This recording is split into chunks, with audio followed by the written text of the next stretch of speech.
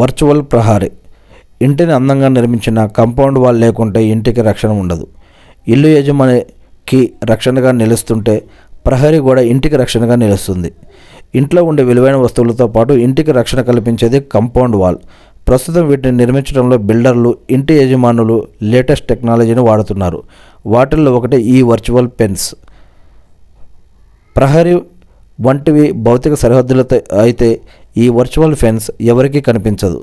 దీన్ని ఇంటర్నెట్తో సాయంతో ఉపయోగించవచ్చు. ఐఓటీ ఆధారంగా జియో ఫెన్సింగ్ చేయవచ్చు. ఇది కేవలం ఇంటికే పరిమితం కాదు.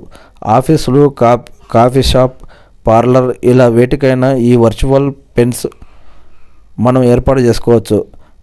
మన ఇంట్లోని చిన్నారులు, కుక్కల భద్రతకు ఇది పనికొస్తుంది.